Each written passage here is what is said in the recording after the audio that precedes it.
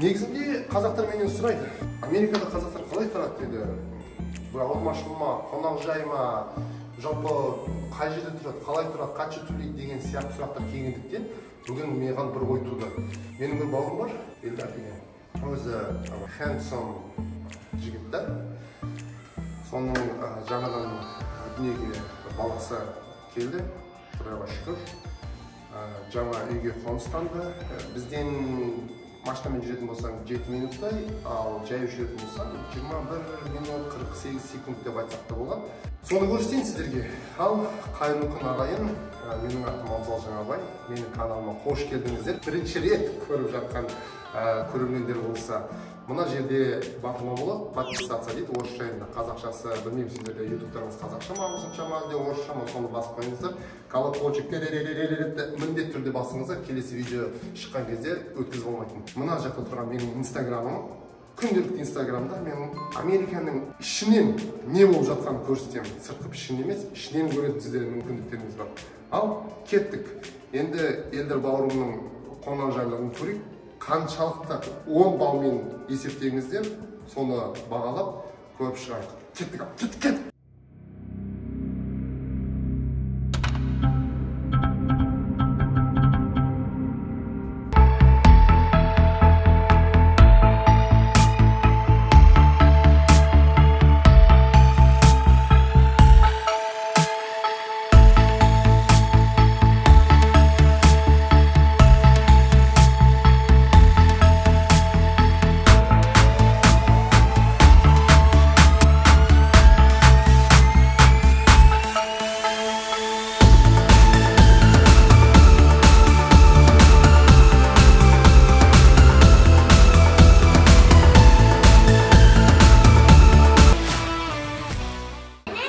Ал қазақтар міне кеп қапты, жиналып отыр.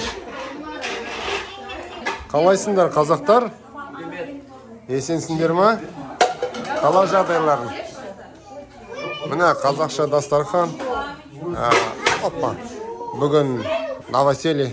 Кімнің Элдардың достары, бауырлары, қазақша көрпеше. Балалы үй базар дейді ғой, міне бізде. Мынау Элдардың үлкен баласы.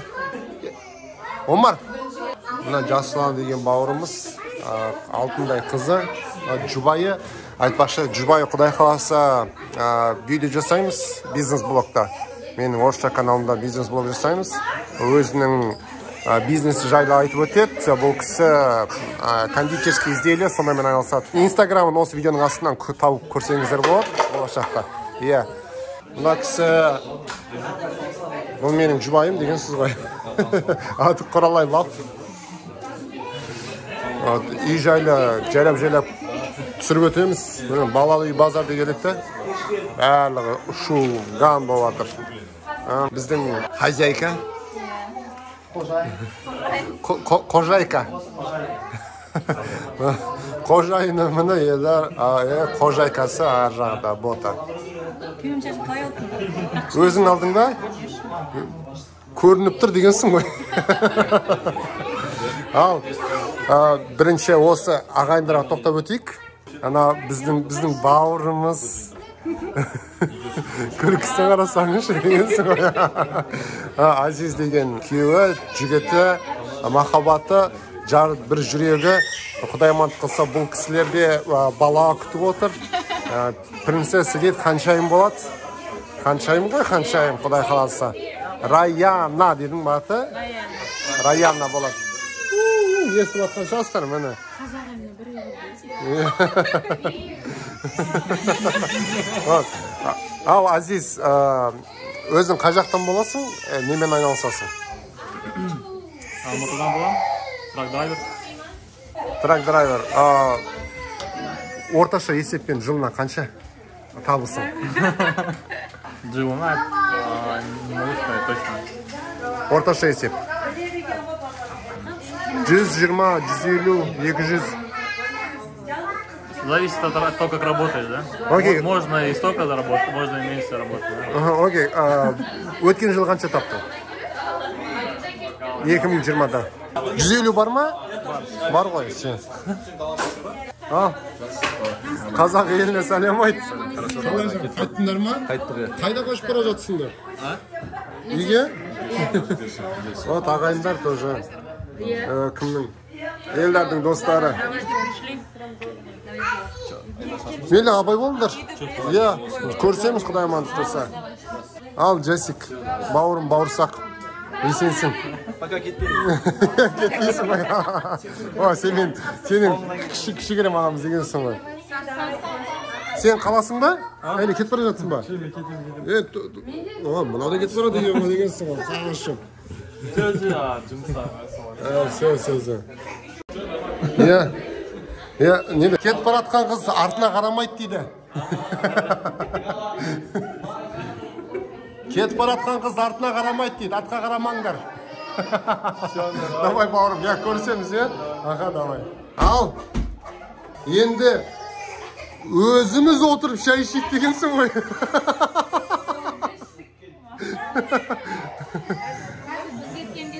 Тағы да отырып Бүгінгі жасалынған тамақ негізінде бұл өзбекше плов. Бұл Ташкент деген магазиннен, Бруклиннан, Брайтон Бич ауданынан алынып келген тамақ. Ал ағайын, елдар деген бауырымыздың үйіне келіп қалдық.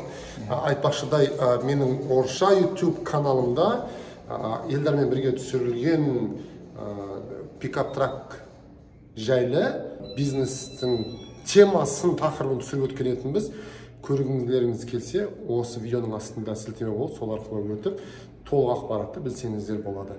Ал енді бүгінгі қонысы құтты болсын, бауырым, бауырсағым, ары бері төмен жері дегендей. Ең бірінші осы үйді көрсетіп кетпекші, жалпы үйде қандай сервистері, қызметтері бар.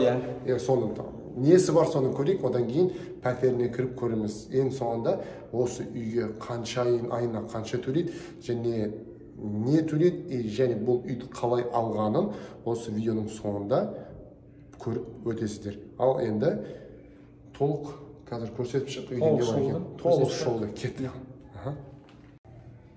Ал біз қазір 6-шы қабатқа келдік. Мынау қандай бөлме? Recycle room дейді, қоқыс тастайтын бөлме. Жарығы бар ма? Әрине, сол бәріңіз білетініңіздей, мына жақта екі не бар, шелек бар, яғни үлкен шелек, жай қоқысқа. Мына жерде bottles and cans дейді, яғни бөтелкемен металлический арналған. Шиша, темір, ар жерде mixed papers деген, яғни әртүрлі қағаздарға арналған. Бәрі осындай правиланы не істейді, соблюдать етеді, себебі бұл жерде адамдар біледі, оның бәрін дұрыс істеу керек, себебі бұның бәрі осы өзіміз қоршаған табиғатқа, қоршаған ауа райына, яғни әлемге әсер ететін білгендіктен адамдар бәрі осындай правиланы жүгінеді. Мінекейіңіз, мына жақта маска, бетпердені киіп жүріңіздер деп қойған, бірақ көп киіп жүрген адамдарды онша көрмедім. Біз қазір екінші қабат. Екінші қабаттан бастап, яғни екінші қабатта бізде тренажерді бөлме бар. Джим ба? Джим бар, иә. Бірақ қазір пандемияның себебінен әр джимға баратын адам алдын ала кезекке тұру керек. Яғни мен мынандай күні пәленше сағатта джимға баратынмын. Сондықтан біз қазір жалпы тек кеш шоу көрсетіп шығамыз. Біздің қуанышымызға орай ешкім джимда бүгін жоқ. Яғни біз ешкімді ұмыта алмаймыз. Құдайға шүкір. Иә. Мынандай джим бар, яғни әрине бұл тегін, үйдің төле жатқан әр айын ақшасына кіреді. Сондықтан мына жерде су ішкілеріңіз келсе су ішуге болады. Мына жерде салфеткалар бар, яғни спиртовый, санитайз, ондай себетін және сүзгі бар. Қағаз. Әр жынды егер тренажерға барып жаттығам десен, яғни өз еркін сүртіп өзінің қауіпсіздігіне қолдансам болады. Әрине аса тым үлкен емес, бірақ керек жарақтың бәрі бар. Жүретін беговая дорожка дейді. Яғни бұлтта гиря бар, гантели дейді. Ана жақта руфы бар екен ғой? Ар жағында руфтап бар. Ол не үшін? Руф, бірақ бұл жерде тек отырғыш пен үстел ғана, барбекю жоқ. Яғни тек шығып, жай таза ауамен демалып шығуға болады. Әрине, дәретханасы бар. қатты көтерген кезде қиналып кетсін. Біз қазір неге келдік? Паркингқа келдік. Яғни осынау паркинг. Әр тұрғынның өзінің берілген орны болады. Яғни мысалға мынау кісінің орны 20 болса, осы кісі тек 20-ші нөмірді паркингке қоя алады. Біздің орнымыз 7-ші сан, ажықты көріп тұрмыз. Өзің алдың ба 7-ні? Жоқ, солай бұйырды. Енді біздің қазақи деп айтсақ, 7 қасиетті сан деген сол бұйырып тұр. Шүкір, осыған себебі не үшін біз осындай паркинг алатын себебі көшеде мәшіне қоятын орындар аз, біріншіден. Екіншіден, осы мен тұрып жатқан қалада, егер сен 40-қа мәшіне қоятын болсаң, яғни әкімшіліктен рұқсат алу керек. Яғни мен пәленше осындай үйде тұрамын, осы үйдің алдына қою үшін маған паркингқа рұқсат керек деп.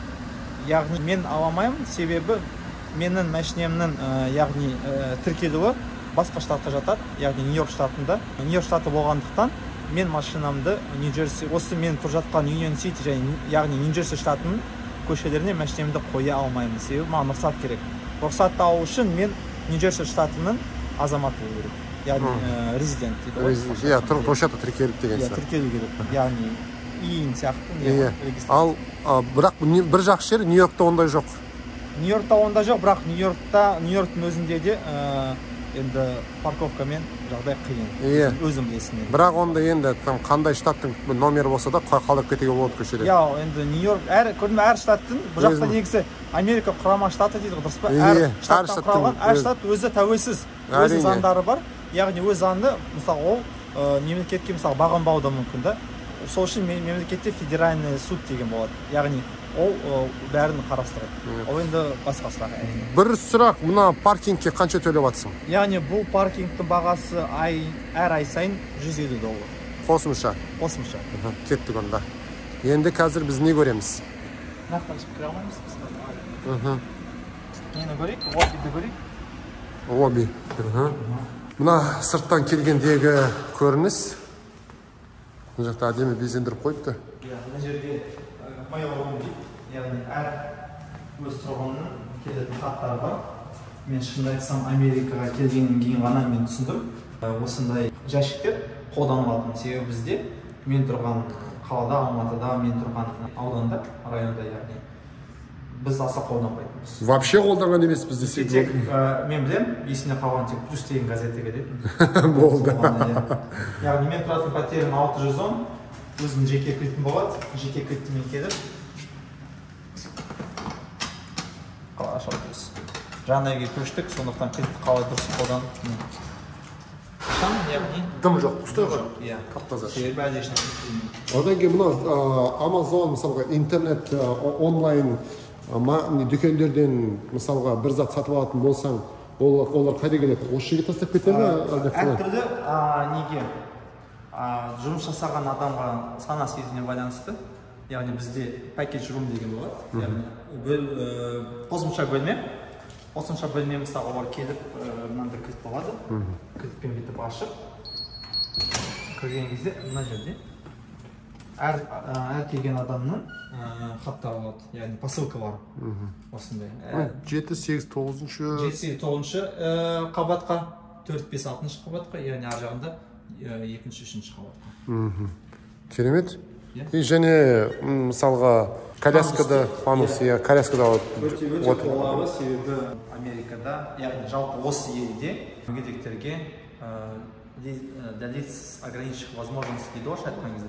Соларға өте жақсы жағдайлар жасалған, әрине. Тағы қосымша бізде не бар? Троллей бар. Егер сен азық-түлік алып келсең, яғни азық-түліктер көп болса, арқалап тасудың қажеті жоқ. Осыған тиіп қолдануға болады. Әрине Америкада тұратындардың көбісі осыны біледі. Енді жалпы Қазақстанда және Америкада болмаған адамдарға бұл ақпарат қажетті және қызықты болады деп ойлаймын. Әрине. Ал енді келесі біздің аялдама? Келесі аялдама, яғни өзіміздің пәтеріміз. Ал кеттік енді пәтерге барайық. Пәтерді көріп. Мына үйіне келдік, 610. Мысалға айталық, сенде кілт жоқ, кілтті бұлып кетті. Мына жерде кодовый есік бар екен. Оны қалай келесің ол жаққа? Жалпы негізі менде пәтердің кілті жоқ. Мүлдем болмағанда. Мен 4 санды кодым бар. Үйдің иелері ғана біледі. және өзім білемін. Сол 4 санды кодты енгіземін да, үйіме кіре аламын. Жалпы кілт жоқ. Міне мынандай ғана менде брелогым бар. Яғни бұл көргендеріңіздей есік ашу үшін және паркингтің гаражын есігін ашу үшін. Мынау кішкентай кілт. Яғни почта кететін жәшіктің кілті. Сонымен бүйтіп кодымды енгіземін, мысалға. Кодымды енгіземін. Өздеріңіз көргендеріңіздей есік ашыла қалады. Ал, міне үйдің ішіне кірдік. Мына жақ кірген кезде оң жақта кладовка. Кладовкасы кең екен.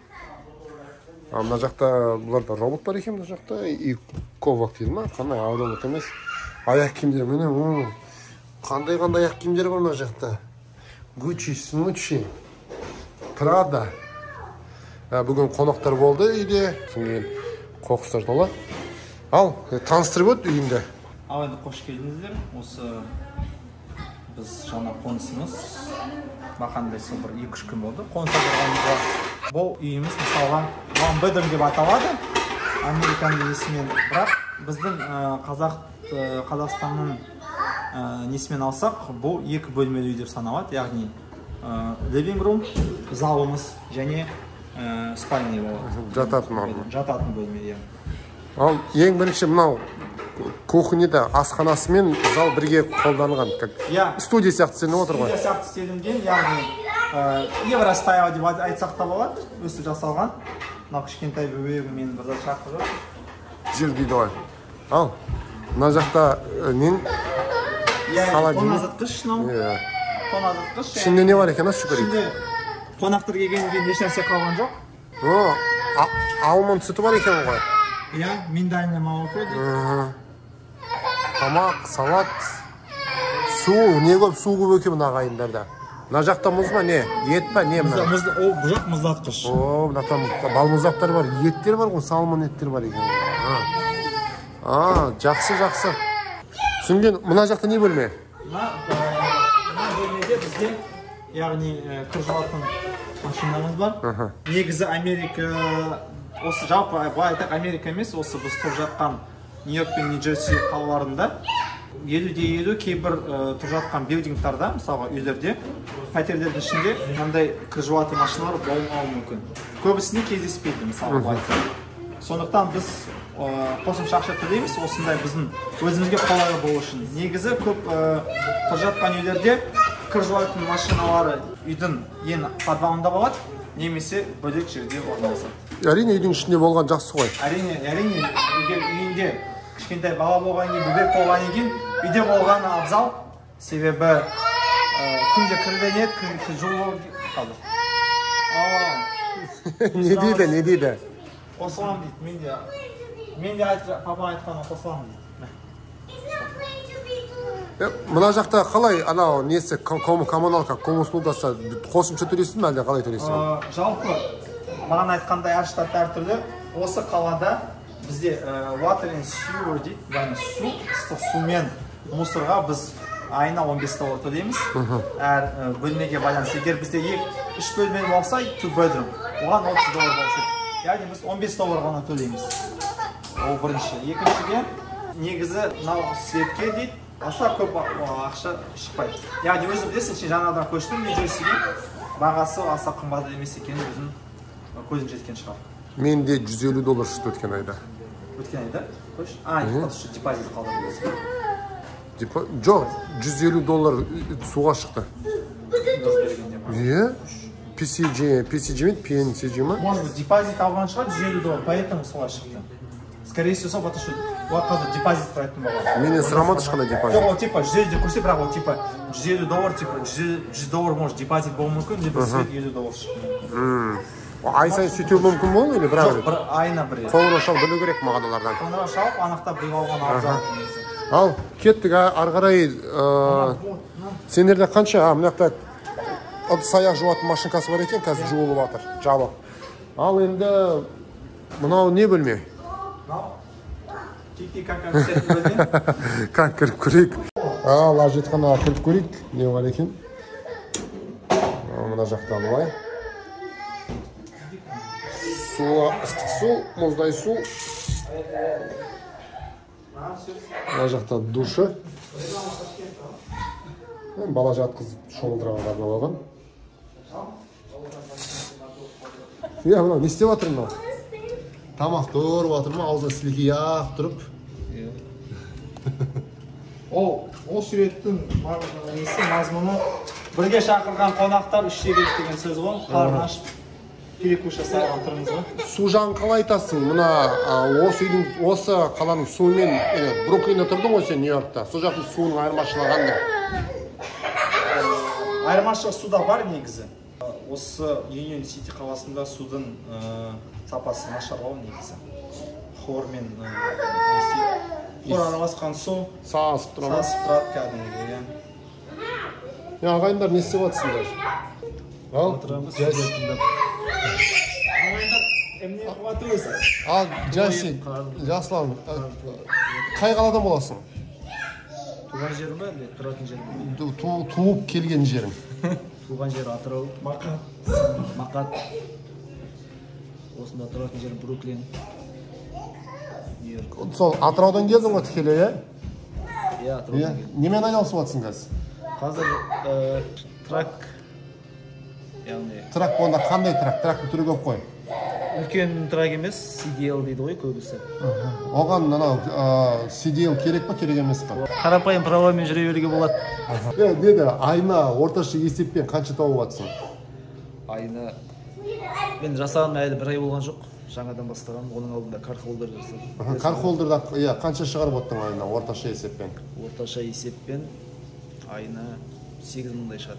Құдайға шүкір, таза, е? Аллаға шүкір. Ой, Құдайға шүкір. Мынау қанша болды осы бокстарда жұмыс жасап жатқан? Бір айға жетер-жетпесте болды. Осы Бұнда мысалы өткен аптада қанша жасадың?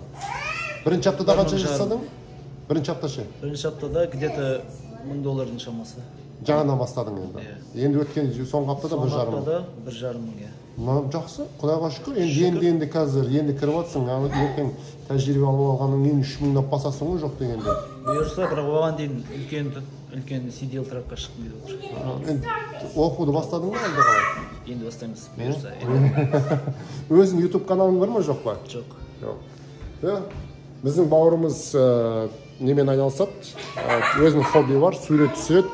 Фотоаппаратының өзі где-то қанша қалды ғана дайырлығы, қаншаға шықты? Где-то $5,000 үстінде шығады. $5,000 бұл фанат, бұл о жағынан білет қандай әдемі суреттер түсіреді, мынандай әдемі суреттер түсіреді, Wi-Fi шаршытар.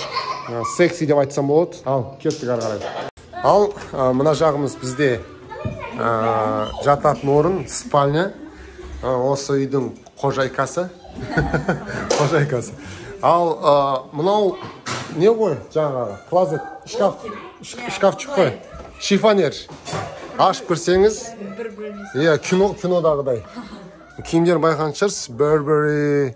Не бар? Мына жақта где-то $20 мың жатыр ғой, мына жақта, е?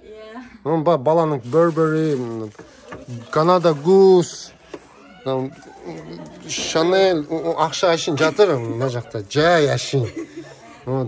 Victoria's Secret, не мына? Байқан шығарсыз, қыздар қараңыздаршы. Chanel ма, Chanel ма? Мына Gucci, Louis Vuitton. Осындай. Бұлар неге кім өзі мынандай неге Burberry'дің фанаттары бұл ағайындар. Осылай. Енді мынау жатар орын. Жалпы осылай ой спальняларыңыз, жататын орындар. Мынау бала жүгір, тебейін ба? Деп, Ал жататын орын спальняңды түсіріп алдық. Жалпы қанша квадрат метр мына жақта? Жалпы бұл пәтер 860 square feet. Квадрат метр қайда? Өздері сесетте алады, немесе абзал Қазақстан көрсетеді, қанша квадрат метр, қанша square feet болатынын, немесе square feet қанша квадрат. Мына жақта міне осынша болады. Міне square feet, мына жерде міне квадрат метрі жазылады. Жалпы one bedroom пәтерлерге 860 square feet деген жиі кездесе бермейді. Мысалы Бруклинда 860-ға 3 бөлмеге қылып тастайды. Ол жақта иә, себебі ол көне үйлер бұрыннан 60-70 және одан да бұрын салынған үйлер болғандықтан себебі жалпы 900 сквер фит болса 3 немесе 4 бөлмелері болады. Иә, кішкентай. Жаңа болғандықтан бұл үйдің құрылуы, яғни қателеспесем 17-18 жылдар болуы мүмкін. Сондықтан жаңа үй болғандықтан осы пәтер, яғни осындай сквер фитке сәйкес келіп тұр. Ал енді бұның ай сайынғы төлемақысы қанша? Ай сайын төлемақысы, яғни осы біз тұрып жатқан үйде нақты баға жоқ. Себебі сенің лиз дейді, яғни контрактына байланысты. Мысалға маған мындай не берді, условия дейді. Егер мен 12 айға контрактқа отыратын болсам, айына төлем $2090 болады. Егер мен одан кіші мерзімге отыратын болсам, яғни бағасы өседі. Мен 15 айлық контрактқа отырдым. Әр сайынғы пәтердің таза бағасы $2020. Одан бөлек төлейтіндеріміз бар, яғни $150 нең бар? $150 менің парковкам бар. Плюс менің страховка төлеймін, яғни қанша? Renters Insurance $14.50 айына. Сосын одан бөлек тағы $15 мен жаңа айтқандай water мен sewer төлеймін. Вообще сенде арз екен ғой, мен $60 төлеймін суға. Себебі сенде 2 бөлмелі пәтер болған. Одан бөлек, яғни бұл үйге кірген кезде менде 2 нұсқа болды. Депозит төлеуге болатын еді. Депозиттің сомасы $1050. Немесе мен депозит төлемей, әр ай сайын ақша бөліп төлеуіме болады. Яғни менің кредит скорыма байланысты маған айына $30 төлесем болады деді. Яғни 15 айға көбейтсек $450. Бірақ ол ақша қайтарылмайды. Егер мен $1050 депозит төлеген жағдайда, менің 15 айлық контрактым біткен кезде маған $1050 қайтарылатын еді. Бірақ мен ақшам, яғни мен $30-дан төлейтін нұсқаға өзім келістім, яғни сол маған дұрыс деп ыңғайлы болды. Яғни осының бәрін санап қосқан кезде менде айына $2230 шығыпты. Вообще? 2229-да 50 деп айтсақ, нақтырақ сол айтсақ болады. Керемет қой? Жаман емес. Two bedroom қымбаттау болады онда бұдан, е? Это 2400-500-ға шығып кетеді олар. Иә, two bedroom бағалары 2400-ден басталады. Бұл жақта бағана айтқанда нақты баға жоқ. Қаншадан басталып, қаншамен бітетін бар, соның арасында өзің керек нұсқаны таңдайсың. Түсінікті? Мә, мынау саған көріндік. Балаңа подгузник аласың.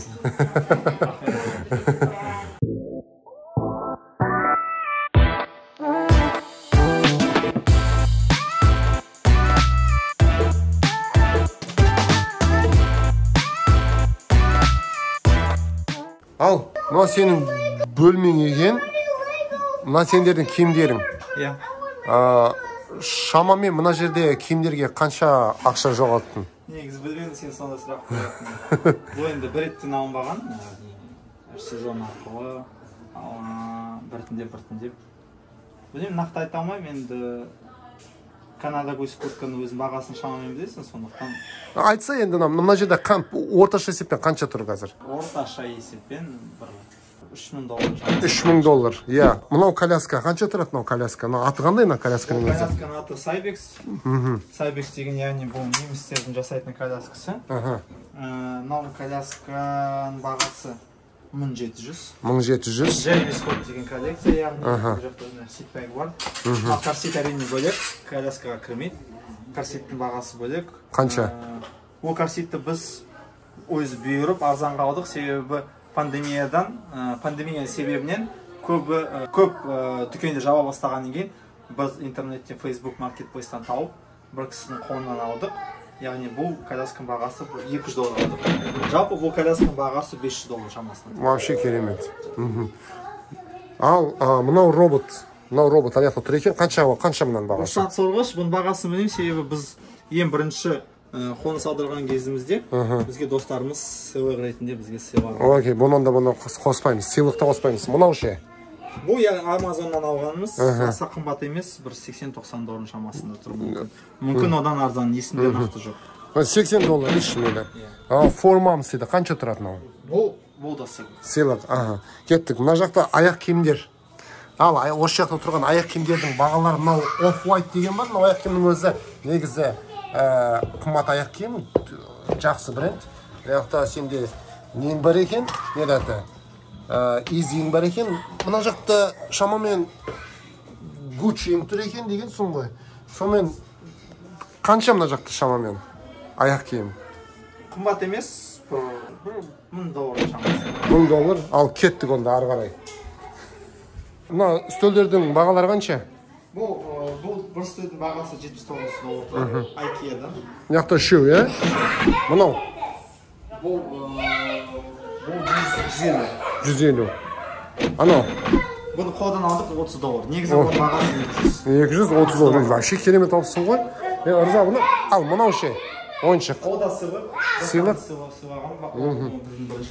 Мына жақта бөлмеде қанша доллар жатыр? Қымбат емес, арзан. Бәрі. Білмеймін, нақты бағасын айта алмаймын. Айта алмайсың. Примерно. $200. Ал, кеттік онда. Ажитханаға кірмей-ақ қойып, ол жақта бәрі сол өздеріңді. Цен заттардың бәрі ағып кеткен. Ал, бөлмеге келдік. Ең бірінші көзді мына жаққа жүгіртейік. Мына жақта барлығын санаған кезде қанша доллар жатыр мына жақта айтшы? Мына жақта қанша доллар? Шамамен. Көзіңді бір жүгіртіп өтті. Бір жүгіртіп өткен кезде... Мына сөмкемнің өзі қымбат, арзан емес. Мына не, Луи ма? Ол копия ма? Копия ма? Ырзамы да болса. Шындықты айтатын адамдарға ше, бетке дұш дегізіп. Білмеймін, нақты айтамам енді, ондай. Бүйтіп бағасын айтқан, андай бір тәкаппарлық болып саналатын шығар, білмеймін оны. Просто мен қызық болсын да, адамдар білсін да, ол шамамен де, мысалға мына кофтаның өзін қанша қалдыңдар? Мына Burberry'де. Сыйлық деп айта салайық. Сыйлық па? Ол сыйлық болсын. Мынау енді короче, бәрі сыйлық қойды. Мынау енді сыйлық емес, мына Burberry. Мынаның өзі шамамен $700-800. Одан арзан. Қанша орташа есепте мына жақта? $3000 деп айта салайық. $3000 ма?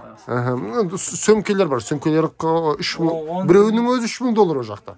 Жоқ, енді оны кімнен сұрасам болады, Ақботадан сұрасам болады. Ақботадан? Кеттік онда Ақботадан сұрайық. Сен $3000 сен өзіңнің киіміңді ғана айттың ба? Толығымен ба? Ал Ақбота, мынақта сенің сөмкелерің бар ше, аксессуар. Орташа есеппен қанша болған барлығы? Немного. Ертең айырасың. Олар түсінмейді қазақша бәрін дегенсің ғой. Білмеймін енді қанша. Сен айт, мен айттым, мен білмеймін, Ақбота біледі. Қасалап көрейін. Орташа есеппен, примерно. Қымбат емес. Подарок. Да, нет, подарок. Поэтому I don't know the price. 3000 бар ма? Ну, примерно, может, плюс-минус меньше. 3000 деп алайық. Мынау қанша қалдыңыздар? Ну, вообще 400 бір нәрсе тұрады. 410 дей салайық, мейлі. 425, ну, потому что мынау Baby Bjorn, ол шведский компанияның кроваткасы, да? Шамамен осы бөлмеде, мына бәрі санаған кезде қанша доллар тұр? $1000. Но ең жақсысы мысалы IKEA-ны алсам, тапсыруға болады, сатуға болады. Нан сатсаң да болады, кейін ақша қайтара аласың. Все, рахмет. Қонаққа келіп, сыйлық алып кеткен қызық ғой енді. Сендерге керемет ғой. Достарымыз беріп сыйлық. Молодцы. Эстафета ғой, енді сендерге. Сен негізі еврей емессің ба? Қонаққа келіп сыйлық алып кетіп жатсың.